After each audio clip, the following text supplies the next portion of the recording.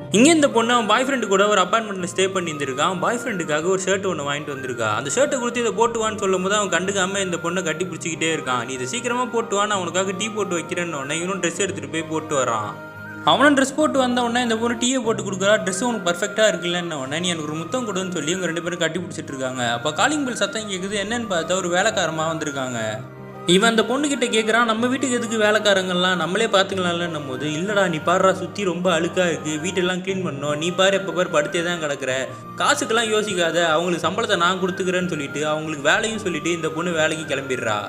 அந்த வேலைக்கார பொண்ணு வீடை சுத்தம் பண்ண ஸ்டார்ட் பண்ணுறா. இவன் வந்து உட்காந்துருக்கும் போது அவங்க டீயை போட்டு கொடுக்குறா. இவன் டீயை குடிச்சிக்கிட்டே அவங்கள ஒரு மாதிரியாக பார்த்துக்கிட்டு இருக்கான். அவங்க எங்கெல்லாம் வேலை செய்கிறாங்களோ அந்த இடத்துல உட்காந்து அவங்கள ஒரு மாதிரியாகவே பார்த்துக்கிட்டு இருக்கான். அந்த வேலைக்கார பொண்ணு ஒரு நாள் பீரோவில் துணி மடித்து வச்சுட்டு இருக்கும்போது இவன் மேலே போய் கை வச்சிடறான். அவங்க பதில் சொல்லலன்ன உடனே ஒரு நாள் கிச்சனில் வேலை செஞ்சுட்டு இருக்கும்போது அவங்க பின்னாடி போய் கட்டி பிடிச்சி அவங்க 2 பேரும் ரிலேஷன்ஷிப்லேயும் இருக்காங்க. எல்லாம் முடிஞ்சதுக்கப்புறம் அந்த பொண்ணுக்கிட்ட காசு கொடுத்து என் கேர்ள் ஃப்ரெண்டு கிட்ட மட்டும் இந்த விஷயத்த சொல்லாதுன்னு சொல்லிடுறான்.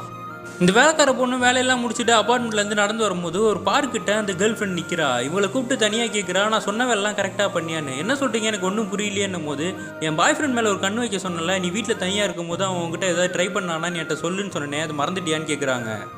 அந்த பையன் பண்ணதெல்லாம் இந்த வேலைக்கார பொண்ணு அவங்ககிட்ட சொல்லாமல், அவர் ரொம்ப தங்கமான ஆள், என்கிட்ட எந்த விஷயமும் தப்பாக நடந்துக்கல, என் பக்கமே அவர் திரும்பி பார்க்கல, நீங்கள் அவரை கல்யாணம் கூட பண்ணிக்கலான்னு சொன்ன உடனே அந்த பொண்ணு சந்தோஷமாகி இவளுக்காக காசு கொடுத்துட்டு போகிறா.